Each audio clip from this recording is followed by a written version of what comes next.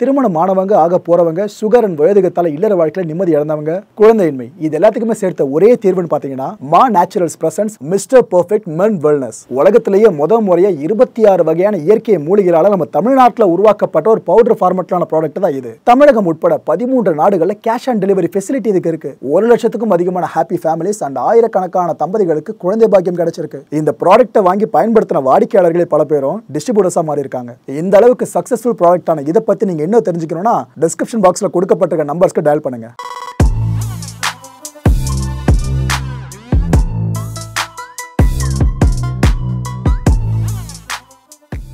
வணக்கம். Big topic with Karthik Mayakumar. RG Kar issue இருக்குல்ல, இது சார்ந்த அடுத்த கட்ட அப்டேட்ஸ் தான் முழுக்க பார்க்க போறோம். இந்த ஸ்கிரீன்ல தெரியுற பர்சன் இருக்கார்ல, ஆக்சுவலா ஒரு பேர் அபிஜித் மோண்டலுங்க. இந்த கேஸ்ல சந்தீப் கோஷ்க்கு அடுத்தபடியா அரெஸ்ட் பண்ணப்பட்டிருக்க பர்சன் இவர் தான். அதாவது ஃபினான்ஷியல் இர்ரெகுலாரிட்டிஸ் கேஸ் கிடையாது, அந்த பொண்ணை பாலியல் வன்கொடுமை செஞ்சு கொலை பண்ணியிருந்தாங்களே அந்த கேஸில். இந்த நபரை பிடிச்சது காரணம் என்னன்னு பார்த்தீங்கன்னா, இந்த கவரப்புக்கு நீ தான்ப்பா ஃபுல்லாக இறங்கி ஒர்க் பண்ணி கொடுத்துருக்க. ஏன்னா நீ தான் அந்த தலா போலீஸ் ஸ்டேஷன் இருக்குல்ல, அதோட ஓசி, அதாவது ஆஃபீஸர் இன்சார்ஜ். உனக்கு தெரியாமல் இந்த கவரப் நடந்திருக்க வாய்ப்பே இல்லை. எதுக்காக எஃப்ஐஆர் அவ்வளோ டிலே பண்ணிங்க போடுறதுக்கு? சந்தீப்னா உங்ககிட்ட எதுவுமே இன்சிஸ்ட் பண்ணலையே எஃப்ஐஆரை போடுங்கன்னு. எதுக்கு இவ்வளோ டிலேன்னு இவரை தோண்டி எடுத்து கேட்டுக்கிட்டு இருக்காங்க சிபிஐ அஃபிஷியல்ஸ். இவர் சார்ந்தும் இந்த சந்தீப் இருக்கார்ல, அவர் சார்ந்தும் சிபிஐ ரிமாண்ட் நோட் இருக்குல்ல, அதை சப்மிட் பண்ணியிருக்காங்க. அந்த ரிமாண்ட் நோட்டில் நிறைய விஷயங்களை சொல்லியிருக்காங்க. நாம் சமீபத்தில் இந்த விஷயம் சார்ந்து பேசணும் பார்த்தீங்களா, அப்போ வெளியாகி இருந்ததால் முதற்கட்ட தகவல்கள் மட்டும்தான். இப்போ தான் அந்த ரிமாண்ட் நோட் இருக்குல்ல, அது வெளியாகி இருக்கு. அதில் அவ்வளோ விஷயங்களை சிபிஐ சொல்லியிருக்காங்க கோர்ட்டில். அதை பற்றி ஒன்று ஒன்றா சொல்கிறேன். இப்போ கடந்த ஆகஸ்ட் 9ஆம் தேதி அந்த பொண்ணை பிரேதமாக கண்டெடுத்தாங்க பார்த்தீங்களா, அந்த நாள் இதுதான். அன்னைக்கு காலையில் 9:58 மணி வாக்கிலேயே இந்த சந்தீப் இருக்கால, இவனுக்கு இன்ஃபார்ம் பண்ணிட்டாங்களாம். இது போல் நம்ம ஆர்ஜி காருக்குள்ளே ஒரு போனா இருக்குது சார், ஒரு பொண்ணோட போன மாதிரி இருக்குது அப்படின்ட்டு இன்ஃபார்ம் பண்ணியிருக்காங்களாம். ஆக்சுவலாக இப்படி ஒரு இன்ஃபர்மேஷன் கிடைச்சதும் ஆஸ் அ பிரின்சிபல் இவர் என்ன பண்ணியிருக்கணும், ஃபோன் காலை போலீஸுக்கு பண்ணியிருக்கணும். இந்த விஷயம் சார்ந்து சொல்லியிருக்கணும், எஃப்ஐஆரை போடுறதுக்கு இன்சிஸ்ட் பண்ணியிருக்கணும். ஆனால் பண்ணவே இல்லை. எஃப்ஐஆர் எப்போ போட்டாங்க? நைட்டு 11 மணி வாக்கில் போடுறாங்க. அதை தாண்டி காலையிலேயே பிரேதம் கிடைச்சாச்சு, ஆனால் எஃப்ஐஆர் போட இவ்வளோ டிலே. இதுதான் சுப்ரீம் கோர்ட் ஒரு முறை கேட்குறாங்க கேள்வியா, எதுக்கு இவ்வளோ டிலே? இது சீரியஸ் அஃபென்ஸ்னு தெரியுதுல, எதுக்கு இவ்வளோ டிலேன்னு கேட்டுட்டு இருக்காங்க. இதுக்கெல்லாம் காரணம் அந்த அபிஜித்ன்ற மாதிரி தான் வந்து நின்றுக்கிட்டு இருக்கு. கம்ப்ளைண்ட் இருக்குது பார்த்தீங்களா, இதை பண்ணது கூட சந்தீப் கிடையாது மக்களே. இந்த ஆர்ஜி கரோட மெடிக்கல் சூப்பரண்டென்டன்ட் வைஸ் பிரின்சிபல் அவங்க தான் கம்ப்ளைண்ட்டே கொடுத்துருக்காங்க. ஸோ இது வரைக்கும் இந்த கேஸுக்குள்ளே சந்தீப் வரவே இல்லை. இது அந்த நபர் சொன்ன விஷயமா என்னன்னு தெரிலங்க. நீங்கள் இதுக்குள்ளே போகாதீங்க, நம்ம பேர் அடிப்படணும். அதனால் என்ன இந்த மனுஷன் அப்படியே ஒதுங்கிட்டு இருந்திருக்க மாதிரி இருக்குது. இதுக்கப்புறம் அந்த ரிமாண்ட் நோட்டில் என்னென்ன விஷயங்கள் சொல்கிறாங்கன்னா, எக்ஸ்டர்னல் இன்ஜுரி இருக்குல்ல, அந்த பிரேதத்தோட வெளிப்புற காயங்கள், அது எல்லாமே இருந்தாலே ஒருத்தரால் ஈஸியாக சொல்லிட முடியும். இது தன்னோட உயிரை தானே மாற்றிக்கிறதுலாம் கிடையாது, யாரோ அடித்து சாகடிச்சிருக்கா அப்படின்ட்டு. இது மற்றவங்களுக்கே தெரியுங்க, இவருக்கு தெரியாமையாக இருக்கும். அதுவும் அவங்க ஃபுல்லாக டாக்டர்ஸ் இருக்கிற இடம், அவங்களுக்கு தெரியாமையாக இருக்கும். ஆனாலும் நியூ தியரி ஆஃப் சூசைடு இந்த வார்த்தைகளை நான் சொல்லலை, சிபிஐ அந்த ரிமாண்ட் நோட்டில் சொல்லியிருக்காங்க. சந்தீப் கோஷ் இது எப்படியாவது தன்னோட உயிரை தானே மாற்றிக்கிட்ட ஒரு நிகழ்வாக கருத வச்சு தான் ஃபுல்லாக ஒரு மூவ் பண்ணியிருக்காருன்னு சிபிஐ சொல்கிறாங்க. அப்போ எவ்வளோ தூரம் இறங்கி வேலை பார்த்துருக்கானுங்க பார்த்தீங்கன்னா, இவனும் அந்த நபரும். அபிஜித் இருக்கால, இவங்கிட்டையும் ஒரு அட்வொகேட் கிட்டையும் சந்தீப் பேசியிருக்காப்லையா, ஃபோனில் பேசியிருக்காராம். இந்த கொலை பண்ணாங்கன்ற விஷயம் தெரிய வந்ததும் ஃபோன் பண்ணி பேசிட்டு இந்த விக்டிம்ஸோட பேரண்ட்ஸ் இருக்காங்களே, அவங்கள சந்திக்கிறத அவாய்ட் பண்ணியிருக்காங்க சந்தீப். ஏன்னா அந்த பேரண்ட்ஸே சொன்னாங்க, இது போல் ஹாஸ்பிட்டல்லேருந்து பேசுகிறதா சொல்லிட்டு 3 முறை எங்களுக்கு கால் வந்துச்சு. அந்த காலில் நாங்கள் பேசுகிறப்ப இது போல் என் பொண்ணு ரொம்ப சீரியஸாக இருக்குன்னு முதல்ல சொன்னாங்க. அதுக்கப்புறம் முடிஞ்சிருச்சு, என் பொண்ணோட தன்னோட உயிரை தானே மாற்றிக்கிட்டதான் என்கிட்ட சொன்னாங்க. ஆனால் கடைசியில் ஹாஸ்பிட்டலில் விசாரிச்சு பார்த்தா அப்படி யாருமே இல்லைன்ட்டாங்க. அப்போ யார் எங்களுக்கு இன்ஃபார்ம் பண்ணணும் இப்போ வரைக்கும் குழப்பத்தில் இருக்கிறதா அந்த பேரண்ட்ஸ் சொல்லியிருந்தாங்க. இன்னொரு விஷயமும் கூடவே சொன்னாங்க, நாங்கள் போயிட்டோங்க அந்த ஹாஸ்பிட்டலுக்கு இந்த விஷயம் தெரிஞ்சதும். ஆனால் லிட்டரலாக 3 மணி நேரம் வரைக்கும் எங்களை வெயிட் பண்ண வச்சாங்க. என் பொண்ணோட முகத்தை பார்க்கவே விடலன்னு அவங்க ஒரு குற்றச்சாட்டை முன் வச்சுருந்தாங்க. இங்கே அதை பாருங்கள், கனெக்ட் ஆகிற மாதிரி இருக்குது. ஸோ அந்த பேரண்ட்ஸை பார்க்கக்கூடாதுன்றதில் சந்தீப் ரொம்ப தெளிவாக இருந்திருக்கானா, எதுக்காக பார்க்காம இருந்திருக்கணும், இந்த கேள்வி இங்கே வருது. அபிஜித் இருக்கால, இவனுக்கு அன்னைக்கு இந்த பிரேதமாக கண்டெடுக்கப்பட்ட ஆகஸ்ட் 9 இருக்குல்ல, அப்போ கரெக்டாக காலையில் 10:03 மணி வாக்கில் தகவல் கொடுத்துருக்காங்களாம். யாருக்கு? இந்த அபிஜித்துக்கு. இந்த நம்பர் தான் இன்சார்ஜ் கிட்டத்தட்ட.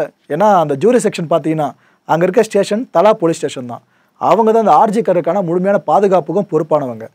இந்த நம்பர் தான் அங்கே ஆஃபீஸர் இன்சார்ஜ் வேறு, ஓகேவா? இவர்கிட்ட தகவல் கொடுக்கப்பட்டது 10:03 மணிக்கு. அதிகபட்சம் 1 கிலோமீட்டர் தான் டிஸ்டன்ஸு இந்த போலீஸ் ஸ்டேஷனுக்கும் ஹாஸ்பிட்டலுக்கும். ஆனால் இந்த 1 கிலோமீட்டரை கிராஸ் பண்ணி வர்றதுக்கு இவருக்கு 57 நிமிஷம் ஆயிருக்கு. என்ன பண்ணிட்டு இருந்தார் அவ்வளோ நேரமா? யாருக்கிட்ட பேசிகிட்டு இருந்தார்? எதை பற்றி பேசியிருப்பார்? இது போல் நடந்துருச்சு, இதை எப்படி கவர் பண்ணலாம், இதை பற்றி தான் பேசியிருக்க முடியும் அப்படின்னு நான் சொல்லலை. அந்த பொண்ணை பெற்றவங்க இருக்காங்களே, அவங்க சைட்லேயே கருத்துக்களை வெளியிடுறாங்க. போராடிக்கிட்டு இருக்கணும், இதே தான் சந்தேகத்தை முன் வச்சுக்கிட்டு இருக்காங்க. 10 நிமிஷம் அதிகபட்சமாக இருக்கலாம் வந்திருக்கலாம், ஆனால் 57 நிமிஷம் ஏன்னு இப்போ வரைக்கும் தெரியல. ஸோ இதெல்லாம் கனெக்ட் பண்ணி தான் இந்த அபிஜித்தும் சந்தீப்பும் சேர்ந்து கவரப் முயற்சியில் ஈடுபட்டிருக்காங்கன்னு அடுத்த கட்ட ஸ்பெகுலேஷன் முன்வைக்கப்பட்டிருக்கு. இன்னொரு விஷயத்தையும் அந்த ரிமாண்ட் நோட்டில் சிபிஐ சொல்கிறாங்க. ஜென்ரல் டைரி என்ட்ரி இருக்குல்ல, அதாவது பொதுவாக என்னென்ன விஷயங்கள் சார்ந்து ஃபுல்லாக என்ட்ரி போட்டே வருவாங்க. இதில் in conspiracy with hospital authorities and other unknown persons, கவனிங்க மக்களே, அதர் அன்னோன் பர்சன்ஸ், இந்த என்ட்ரியில் என்னென்ன கதையை எழுதி வச்சுருக்கானுங்க ஹாஸ்பிட்டல் அத்தாரிட்டிஸ்ன்ற பேரில். அதர் அன்னோன் பர்சன்ஸ்னால் நம்மளுக்கு இருக்க தெரிஞ்சவங்க. நோன் பர்சன்ஸ்னு பார்த்தீங்கன்னா சந்தீப், அபிஜித். அன்னோன் பர்சன்ஸ்னால் அப்போ இந்த கேஸில் எத்தனை பேர் இருக்கானுங்க? அந்த ஆர்ஜி காரருக்குள்ளே இருக்க அத்தாரிட்டிஸ் எத்தனை பேருக்கு இன்வால்மெண்ட் இருக்குது? இந்த கேஸ் எவ்வளோ தூரம் நீண்டு போகும்னு இந்த ரிமாண்ட் நோட்டை வச்சு உங்களை இப்போ தெளிவாக புரிஞ்சிக்க முடியும்.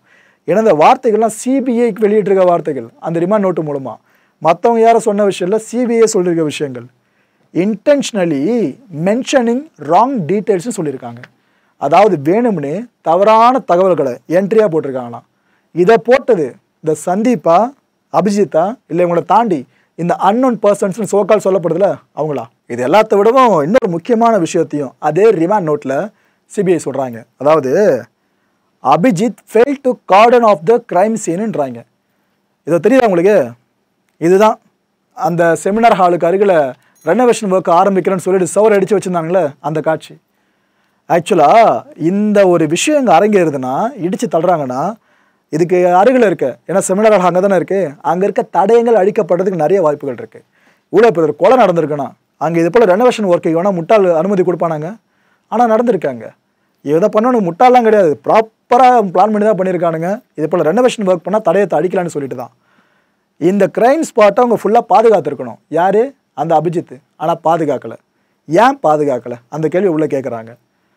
இதனால் என்ன இருக்குன்னா, இந்த அன்ஆத்தரைஸ்டு பீப்புள் இருக்காங்களே, அந்த ஃபோட்டோஸ்லாம் நீங்கள் முன்னாடி நம்ம வீடியோஸில் பார்த்துருப்பீங்க. அந்த கிரைம் ஸ்பாட்டுக்குள்ளே சம்மந்தமில்ல நிறைய பேர் இருக்க மாதிரி இருக்கும். இவங்க எல்லாரையும் உள்ளே விட்டுருக்காங்க. உள்ளே விட்டுருக்காங்கன்றதை விட அபிஜித் தான் உள்ளே விட்டுருக்காரோன்ற ஐயம் எழுததாக சொல்லியிருக்காங்க. இதோட பீக் லெவல் என்ன ஆகுதுன்னா, வைட்டல் எவிடன்ஸ் இருக்குல்ல, இதெல்லாம் டேமேஜ் ஆகியிருக்கு. அத்தனை பேர் இங்கே உள்ள கிரைம் ஸ்பாட்டுக்கு வந்ததுனால இது எல்லாத்துக்கும் காரணமாக அபிஜித் இருக்க தான் வாய்ப்பு இருக்குது. ஏன்னா இவரோட வேலை அந்த கிரைம் சீனை ஃபுல்லாக பாதுகாத்துக்கணும், பாதுகாக்கலை. அப்போ இவர் ஏதோ மோட்டோவோட தான் இதெல்லாம் பண்ணியிருக்காரு அப்படின்றாங்க. Protect others who had unauthorised ஆக்சஸ்ன்றாங்க சிபிஐ. அதாவது அந்த ஒரு கிரைம் ஸ்பாட்டுக்குள்ளே வரத்துக்கான ஆத்தரைசேஷன் அவங்களுக்கு கிடையாது. ஆனாலும் அவ்வளோ பேர் வந்திருக்காங்க. இவ்வளோ பேர் உள்ளே வந்திருக்காங்கன்னா அபிஜித் தான் காரணம்னு இவ்வளோ முகாந்திரங்களை சிபிஐ எடுக்கிறாங்க. இதுக்கு முன்னாடி அரெஸ்ட் பண்ணப்பட்டப்ப அவர் தரப்பு லாயர் கேட்டிருந்தார், எந்த முகாந்திரம் அடிப்படையில் என் கட்சிக்காரர் அரெஸ்ட் பண்ணுறீங்கன்ட்டு. இதோ இருக்கு, இதை தாண்டி முகாந்திரங்கள் தேவையான. ஓகே, இவ்வளோ விஷயங்கள் பார்த்தீங்களா மக்களே, அந்த ரிமாண்ட் நோட்டில் குறிப்பிட்டிருக்க விஷயங்கள். இதெல்லாம் வச்சு பார்க்குறப்ப அந்த 3 ஃபோன் கால் இருக்குல்ல, அந்த விக்டிமோட பேரண்ட்ஸ்க்கு வந்தது, இதை பண்ணது சந்தீப்பும் அபிஜித்தும் சேர்ந்து எதுக்காக இருக்கக்கூடாது? இந்த சந்தேகம் இப்போ வலுக்க ஆரம்பிச்சிருக்கு. ஏன்னா முதல்ல நிறைய பேர் டவுட் பட்டது ஹாஸ்பிட்டலுக்குள்ளே சந்தீப்போட ஆளுங்க பண்ணியிருப்பாங்களோ அப்படின்ட்டு. இன்னொரு பக்கம் போலீஸ் ஸ்டேஷன்லேருந்து யாருனா பண்ணியிருப்பாங்களோ இந்த சந்தீப்போட நெருங்கிய சகாவாட அந்த சஞ்சய் ராயை காப்பாற்றுறதுக்காக அப்படின்ட்டு. ஆனால் இப்போ நிலைமையை பார்த்தீங்களா, 2 பேரும் சேர்ந்து பண்ணியிருக்க மாதிரி காட்டுது. ஸோ இந்த விஷயத்தில் கல்பிரிட்ஸை சிபிஐ கிட்டத்தட்ட நெருங்கிட்டாங்க.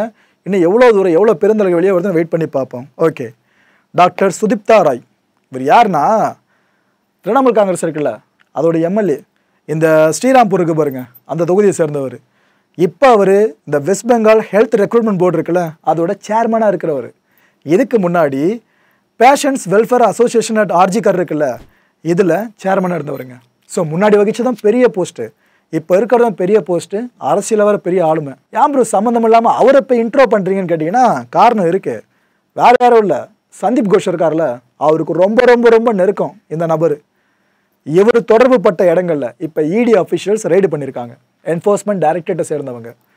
சந்தீப்புக்கு ரொம்ப நெருக்கமாக நீங்கள் இருக்கீங்கன்னா கண்டிப்பாக அவர் பிரின்சிபலாக இருந்தப்போ என்னென்ன விஷயங்கள் பண்ணாரோ அந்த ஃபினான்ஷியல் இர்ரெகுலாரிட்டிஸில் உங்களுக்கும் தொடர்பு இருக்கலாம்ன்ற சந்தேகத்தின் பேரில் ரைடு விட்டுருக்காங்க. சந்தீப்போட ஃபார்ம் ஹவுஸ் இருக்குல்லங்க அங்கே ஒரு பக்கம் ரைடு போயிட்டுருக்கு. இந்த ரைடில் என்ன இருக்குன்னா ஒரு டாக்குமெண்ட்ஸை எடுத்திருக்காங்க, கிட்டத்தட்ட 7 ப்ராப்பர்ட்டிஸுங்க. சந்தீப் தொடர்பு பட்ட 7 ப்ராப்பர்ட்டி சார்ந்த தகவல்கள் அந்த டாக்குமெண்ட்ஸ் மூலமாக இப்போ ரிவீல் பண்ணப்பட்டிருக்கு. இந்த 7 ப்ராப்பர்ட்டி சார்ந்த வேலிடேட் இருக்குல்ல, இந்த வேலிடேட் ப்ராசஸ் முடிஞ்ச பிற்பாடு இதையும் இடி அஃபிஷியல்ஸ் அட்டாச் பண்ண போகிறாங்க. அட்டாச் ப்ராசஸ்னால் குழம்பிடாதீங்க. இது போல் மக்கள் வயிற்றில் அடித்து ஊழல் பண்ணி சம்பாரித்த பணம் இருக்குல்ல, அதுலலாம் ப்ராப்பர்ட்டிஸை வாங்கி போட்டிருப்பாங்களே, அந்த ப்ராப்பர்ட்டிஸ் ஃபுல்லாக ஒரு லிஸ்ட் எடுப்பாங்க. நாளைக்கு இந்த விஷயங்கள் நிரூபணம் பண்ணப்படுதுன்னா அந்த ப்ராப்பர்ட்டிஸ் அவங்களுக்கு இனிமேல் சொந்தமாக இருக்காது. இதுதான் அட்டாச்மெண்ட் ப்ராசஸ்னு சொல்லுவோம். அதை இப்போ இடி அஃபிஷியல்ஸ் ஆரம்பிச்சிருக்காங்க. அபிஜித் அண்ட் சந்தீப் 2 பேர் சார்ந்து என்னென்ன நடந்துச்சு, அந்த எம்எல்ஏ பேர் உள்ளே எப்படி வந்திருக்கு, இதெல்லாம் பார்த்து முடிச்சிட்டோமா? அடுத்தபடியாக இந்த சுப்ரீம் கோர்ட் சுமோட்டோவாக அந்த கேஸ் எடுத்தாங்கல்ல, இந்த ஆர்ஜிகர் ஹாஸ்பிட்டலுக்குள்ளே அந்த பொண்ணை பாலியல் வன்கொடுமை செஞ்சு கொல்லப்பட்ட வழக்கு, இதை சார்ந்த ஹியரிங் நடந்துச்சுங்க. இதில் பார்த்தீங்கன்னா இந்த கல்கத்தா போலீஸ் இருக்காங்களே, இவங்க இந்த கேஸ் சம்மந்தமான சிசிடிவி ஃபுட்டேஜ் எல்லாத்தையுமே சிபிஐ கிட்ட ஹேண்ட் ஓவர் பண்ணியிருக்காங்க. ஒட்டு மொத்தமாக 27 நிமிஷங்கள் ஓடக்கூடிய காட்சிகள் அதில் பதிவாகி இருக்கிறதா சொல்லப்பட்டிருக்கு.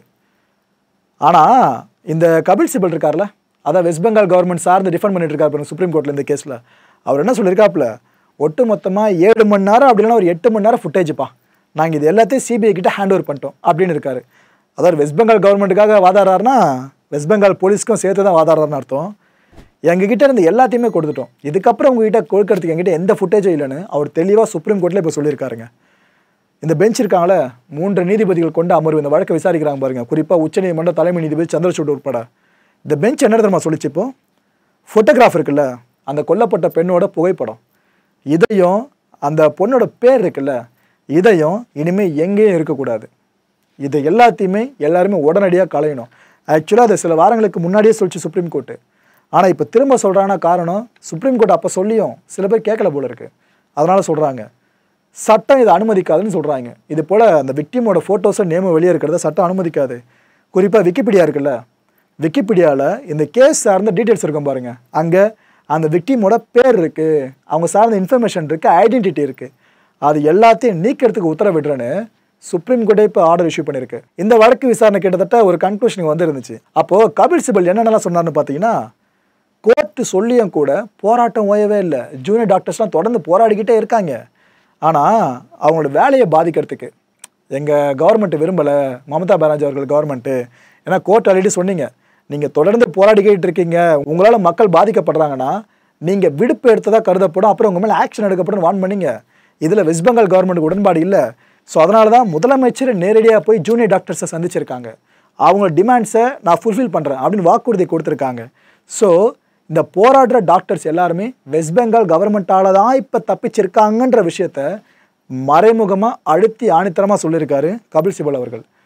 நான் அதுக்கு முன்னாடி ஒரு விஷயம் சொன்ன ஞாபகம் இருக்கா, சில நாட்களுக்கு முன்னாடி மமதா பானர்ஜி அவர்களுக்கு எதிராக பல பேர் திரும்பியிருக்காங்க, குறிப்பாக எதிர்கட்சிகள்லாம். இந்த ஒரு இஷ்யூவை மிகப்பெரிய பொலிட்டிக்கல் வெப்பனாக மாற்றி விட்டாங்க. இது எப்படி மமதா அவர்கள் ஃபேஸ் பண்ண போகிறாங்கன்னு சொல்லியிருந்தேன். இது பார்த்தீங்களா அரசியல் எங்கே வந்து நின்றுருக்குன்னு. மமதா அவர்களுக்கு எதிராக இருந்ததே போராட்டம் பெருசாக வளர்த்துட்டு இருக்குன்ற விஷயம் தான். இப்போ இந்த போராடிக்கிட்டு இருக்க டாக்டர்ஸோட வேலை பாதுகாப்பாக இருக்கிறதுக்கு காரணம் மமதா தான், அப்படி கொண்டு வந்து நிறுத்திருக்காங்க. இதுதான் அரசியல் மக்களே தெளிவாக இதை புரிஞ்சுக்குங்க. இந்த கான்டென்ட்டை பொறுத்த வரைக்கும் நாமெல்லாம் சிந்திக்க வேண்டிய மிக முக்கியமான விஷயங்கள்ல முதன்மையான விஷயம், சுப்ரீம் கோர்ட்டுக்கே தெரியுங்க இது எவ்வளோ பெரிய முக்கியமான வழக்குன்னு சொல்லிட்டு. அதனால தான் கபில் சிபல் அவர்கள் ஒரு ரெக்வஸ்ட் முன் வச்சார் பாருங்க, இந்த வழக்கு சார்ந்த விஷயங்களை நம்ம லைவ் ஸ்ட்ரீமிங் பண்ண வேணாம், நிறைய த்ரெட்டு என்னோட சேம்பர்ஸில் இருக்கிற விமன் லாயர்ஸ்க்கு வருது அப்படின்ட்டு. அதெல்லாம் சொல்லியும் சுப்ரீம் கோர்ட் தெளிவாக சொல்லிடுச்சு பாருங்க, இல்லை லைவ் ஸ்ட்ரீம் பண்ணி தான் ஆகும், இந்த ஓப்பன் கோர்ட் ரூம்ன்ற விஷயத்தை மக்கள் தெளிவாக தெரிஞ்சுக்கிட்டோன்னு. அதனால சுப்ரீம் கோர்ட்டுக்கே தெரியுது இது எவ்வளோ பெரிய முக்கியமான வழக்குன்ட்டு. இப்போ ஏற்பட்ட வழக்கு சார்ந்து அரசியலாக்கப்பட்டு இருக்குல்ல, அதுதான் ஏற்றுக்கவே முடியல. ரெண்டாவது சிந்திக்க வேண்டிய விஷயம், மமதாவோட சிஎம் பதவி இருக்குல்ல, இதை பறிக்கிறதுல எதிர்கட்சிகள் செம தீவிரமாக இருக்காங்க. ஆல்ரெடி இந்த விஷயத்தை மிகப்பெரிய பொலிட்டிக்கல் வெப்பனாக மாற்றி விட்டாங்களே, அதுக்கு பின்னாடி இந்த காரணம் இருக்க தான் செய்யுது. அதுவும் இந்தியாவில் பெண்கள் முதலமைச்சரால் இருக்கிறது ரொம்ப ரொம்ப ரொம்ப ரொம்ப ரேருங்க, ரொம்ப சொற்பம். அந்த ஒரு பட்டியலில் புதுசாக இப்போ இணைஞ்சிருக்காங்க டெல்லியில் ஒருத்தவங்க. அவங்க யார், என்ன, எதுக்காக அரவிந்த் கெஜ்ரிவால் அவர்கள் ராஜினாமா பண்ணாங்க, எல்லா பஞ்சாயத்தும் உங்களுக்கு தெரிஞ்சிருக்கும்னு நினைக்கிறேன். தெரியாதவங்க நம்ம சேனல் அந்த வீடியோ இருக்குது அரவிந்த் கெஜ்ரிவால் சார்ந்து, அதை முழுமையாக பாருங்கள், தெளிவான புரிதல் கிடைக்கும். மூணாவது சிந்திக்க வேண்டிய விஷயம், சந்தீப்புக்கு பின்னால் ஒரு பெரிய நெட்வொர்க் இருக்கிறது கிட்டத்தட்ட கன்ஃபார்ம் ஆகுதுங்க. ஏன்னா இந்தளவுக்கு ஃபினான்ஷியல் இர்ரெகுலாரிட்டிஸ் பண்ணியிருக்காரு அப்படின்னா, அதுவும் அனாதை பணங்கள் வரைக்கும் விற்கிறதுக்கு அந்த மனுஷன் துணிஞ்சிருக்காரு அப்படின்ற தகவல் வெளியே வந்துட்டு இருக்குன்னா, நெட்வொர்க் பின்னாடி இல்லாமல் இதெல்லாம் பண்ணால் பாசிபிளே கிடையாது. சிபிஐ அந்த ஒரு உண்மையும் வெட்ட வச்சு கொண்டு வந்தாங்கன்னா சிறப்பாக இருக்கும். நாலாவது சிந்திக்க வேண்டிய விஷயம், சுப்ரீம் கோர்ட் சொல்லி தான் நம்மளுக்கு தெரியணும்னு கிடையாதுங்க, நம்மளுக்கே சுய அறிவு இருக்குல்ல. ஏன்னா பல பேர் கான்டென்ட்டை மேக் பண்ணுறன்ற பேரில் அந்த கொல்லப்பட்டவங்களோட பேரை பயன்படுத்துறது, அவங்களோட புகைப்படங்களை பயன்படுத்துறது, இதை இப்போ வரைக்கும் பண்ணிக்கிட்டு இருக்காங்க. ப்ளீஸ் அதெல்லாம் வேண்டாம். சுப்ரீம் கோர்ட்டு சொல்லிக்கிட்டு இருக்கு, கடைசியில் ஐடி ரூல்ஸ்னு ஒன்று கொண்டு வராங்க பாருங்க அப்பப்போ இந்த அமெண்ட்மெண்ட்ஸ்லாம். அதில் இனிமேல் இது போல் செய்திகளை யாரும் பேசக்கூடாது சொல்லிட்டு என்ன பண்ணுவீங்க? அதுக்காக தான் சொல்கிறேன், ஆரம்பத்தில் நாம வச்சுக்கிறது நல்லது. கான்டென்ட் மேக்கர்ஸ்னால் பொறுப்பு இருக்கணும், ஒரு கேஸ் எப்படி அப்ரோச் பண்ணுறது சார்ந்து தெரியலாம் கற்றுக்குங்க. அதை விட்டு கான்டென்ட்டுக்காக ஃபோட்டோஸ்லாம் போட்டு யூஸ் பண்ணிட்டு இருக்காதீங்க. இதை அவங்க அப்பா அம்மாலாம் பார்த்து எவ்வளோ ஹர்ட்டிங்காக இருக்கும். 5வது சிந்திக்க வேண்டிய விஷயம், இந்த அபிஜித் இருக்கால இப்போ மாட்டிருக்காம பாருங்க சிபிஐ கிட்ட. இவனை மிதிக்கிற மிதியில் உண்மைகள் நிறைய வெளியே வரலாம். இவன் மூலமாக அந்த நெட்வொர்க் இருக்கு பாருங்க, அது சார்ந்த பல உண்மைகள் உலகத்துக்கு தெரிய வரலாம். பார்ப்போம் இந்த கேஸ் அடுத்த கட்ட நகரம் எப்படி போகுதுன்னு சொல்லிட்டு. அடுத்த நிகழ்ச்சியை சந்திக்கலாம். நன்றி, வணக்கம். வணக்கம் மாயம் ஸ்டுடியோஸ் நண்பர்களே. மாயம் ட்ரெண்ட்ஸ் அப்படின்ற ஒரு புதிய ஃபேஸ்புக் பேஜை ஓப்பன் பண்ணியிருக்கோம். நீங்கள் யூடியூப்பில் பார்த்துட்டு இருக்கீங்களா நம்மளோட கான்டென்ட்ஸ்லாம். இதெல்லாம் விட ஒரு படி மேலே ரொம்ப கிறிஸ்பாகவும் ரொம்ப சூப்பராகவும் நிறைய கான்டென்ட்ஸ் உங்களுக்கு இந்த பேஜில் காத்துட்ருக்குங்க. ஸோ உடனடியாக ஃபேஸ்புக் பிளாட்ஃபார்ம் போங்க, மாயம் ட்ரெண்ட்ஸ்னு டைப் பண்ணி சர்ச் பண்ணி நம்ம பேஜை ஃபாலோ பண்ணுங்கள். அப்படியே நம்ம சேனலையும் நீங்கள் சப்ஸ்கிரைப் பண்ணிட்டீங்க அப்படின்னா இன்னும் நிறைய புது புது கான்டென்ட்ஸை உங்களுக்காக ப்ரொடியூஸ் பண்ணி கொடுத்துக்கிட்டே இருப்பாங்க. நீங்கள் பண்ணுற ஒவ்வொரு சப்ஸ்கிரிப்ஷனும் எங்களுக்கு பெரிய மோட்டிவேஷனாக அமையும்.